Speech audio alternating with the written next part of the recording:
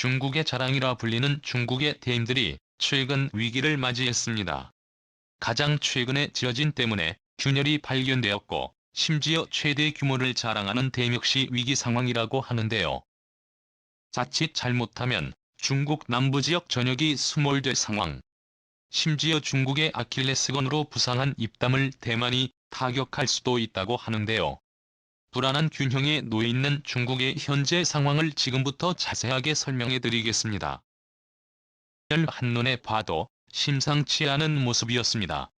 신식 수력 발전소에서 절대 발견되면 안 될 요소가 발견된 것이죠. 간혹 다르게 퍼져나간 실험은 생각보다 범위가 컸습니다.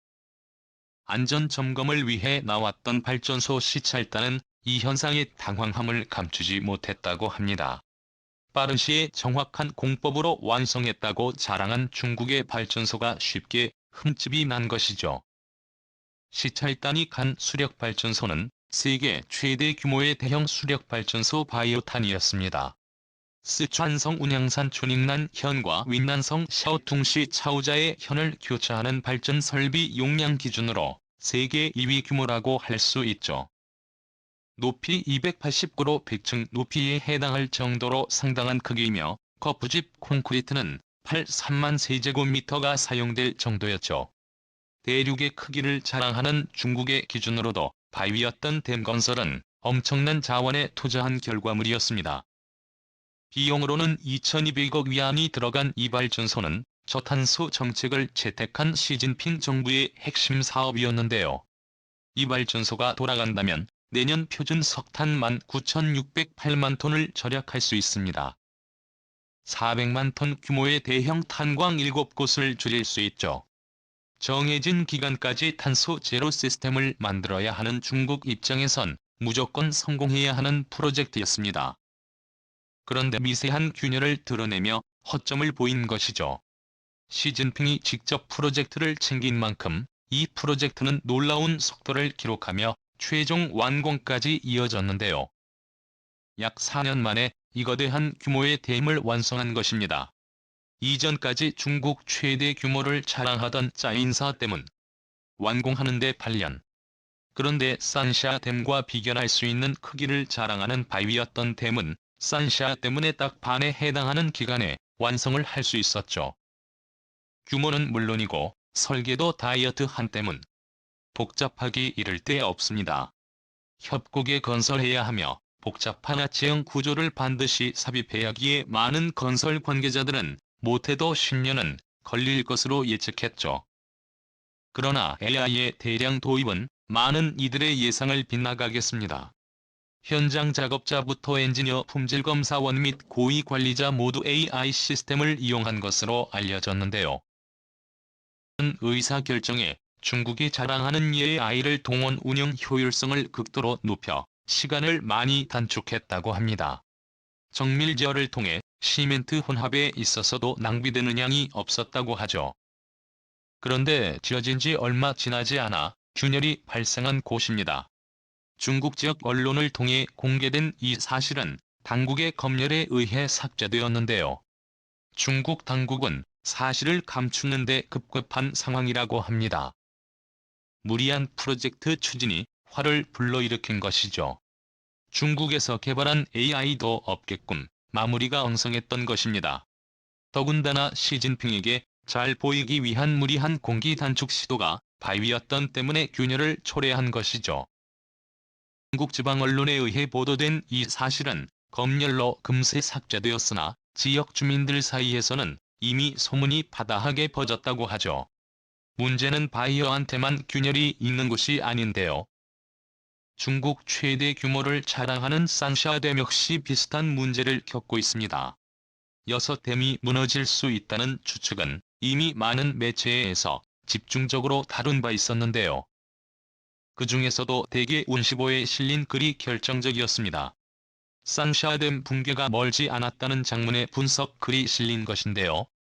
2020년대에 들어 중국에서 자주 발생하는 홍수가 때문에 영향을 주고 있다는 것이죠. 양쯔강 상류 지역인 쓰촨성 쿤민과 자링강에 물이 넘치면서 그 하단에 위치한 산샤댐 수위가 위험할 정도로 높아진 일이 빈번했는데요. 작년에도 중국은 물난리로 주요 지역이 침수되는 일이 벌어졌습니다. 최고 수위가 107.2004 되면서 주위가 161m까지 치솟는 등 자샤댐 설계에 문제가 있다는 의견까지 속출했습니다. 처음부터 홍수 문제를 더 심각하게 생각해 최고 수위를 더 높이고 구조 자체를 더 튼튼하게 만들어야 했다는 주장이 나왔죠.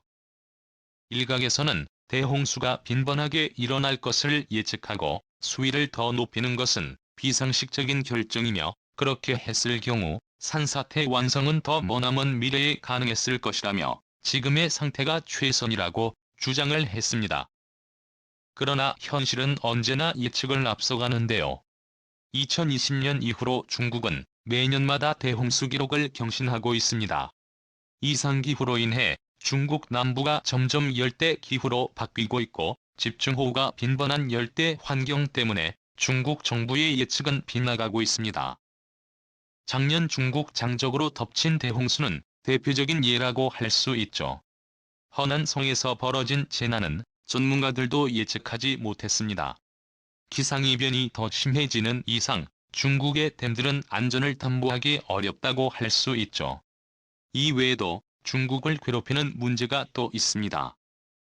바로 중국을 강타하는 대지진이죠.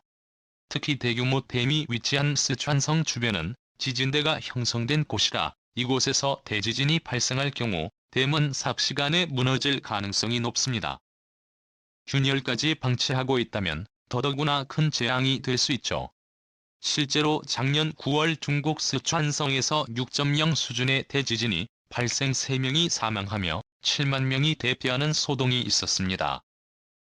지진의 여파를 정면으로 맞은 루저우시는 건물이 파손될 뿐만 아니라 인명피해까지 일어나며 중국인들 가슴에 손을 하게 만들었죠. 바위였던 댐은 지진이 발생한 루저우시와 얼마 떨어지지 않는 곳에 위치해 있는 곳입니다. 당시에는 건설 중이었기에 큰 영향은 없었지만 완공된 이후 대규모 지진이 발생하기라도 하면 이야기는 달라집니다. 댐 하류에 위치한 대부분의 지역은 수몰될 가능성이 높죠.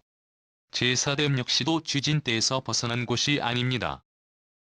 3명을 넘는 지진이 발생하기라도 하면 이미 불안한 상태에 놓인 중국 남부지방은 댐의 붕괴와 함께 수몰될 가능성이 높습니다.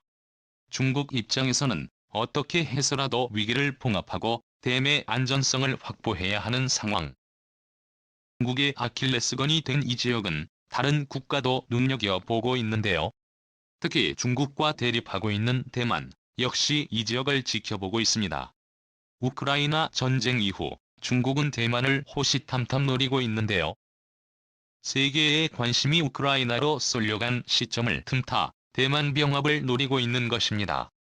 중국 전투기가 우크라이나 전쟁 개시 즈음에 대만 아디지에 나타난 것은 결코 우연이라고 볼 수 없는 상황이죠. 대만 역시 이를 잘 알고 있기에 중국에게 본때를 보여주겠다는 결심을 다지고 있죠. 차이잉원 대만 총통은 중국에게 보란듯이 대만과 미국 사이의 관계는 끈끈하다는 이야기를 남기며 국제 정세를 대만 역시 살피고 있다는 뜻을 밝혔죠. 이에 더 나아가 미사일로 신설댐을 공격할 수 있다는 내용까지 내비쳤습니다. 대만은 1,400억 대만 달러, 한화로 약 10조 원에 해당하는 비용을 투자해 해상 및 공중 전력 증강을 위한 예산으로 사용할 것을 선포했죠. 여기서 주목해야 할 것은 사거리 1200m에 달하는 슈퍼봉 트윈 크루즈 미사일로 대만이 중국 가장 깊숙한 곳까지 타격할 수 있는 미사일을 사들인 점이 되어 사거리 1500 이내에는 시의 한 석탑이 포함됩니다. 이 소식이 알려지면서 중국 내부에서도 대만의 무기 구입에 대해 비난 하나의 중국 원칙을 어기는 일을 중단하라는 메시지까지 보내며 중국 정부는 당황함을 감추지 못했죠. 실제로 대만군의 전시연습 교본인 환관연습에 따르면 중국 연해 도시의 인민해방군 제2포병기지를 1차 타격할 것을 명시해 놓았는데요. 여기에 해당하는 곧 중군사기지만이 아니라 시안 사대문과 주요 댐에 최근 지어진 바위였던 댐까지 포함되어 있다고 합니다. 지오댐이 무너지면 우산과 난징을 비롯해 상황이 같은 중국 대도시는 물에 잠겨 대부분의 기능을 상실할 것이고, 장기물에서 발생한 대규모의 전염병은 중국 국민들에게 엄청난 재앙으로 번질 가능성이 높습니다. 대만이 처한 현실을 고려한다면 직접적인 타격을 피하려고 할 수 있으나 수틀리면 미사일을 바로 날릴 수도 있는 상황. 우크라이나 전쟁에서 많은 이들의 예측을 깨버리고 러시아가 공격을 선언했기에 중국 대만 관계에서도 대만이 먼저 선제 공격을 가할 수도 있습니다. 대만이 뒤를 봐주고 있는 미국 입장에서도 연속된 타격을 고려하는 사와 그러지 않아도 러시아를 뒤에서 도와주려고 하는 중국의 모습에 분노한 미국이 중국을 향해서도 강력한 협박을 날리고 있기에 중국 입장에서도 눈치를 볼 수밖에 없습니다. 시시각각 다가오고 있는 중국의 위기 균열로 인해 무너지는 중국의 대인들과 외부의 위협에 취약한 지금 상황을 중국 정부는 과연 헤쳐나갈 수 있을까요? 시청해 주셔서 감사합니다.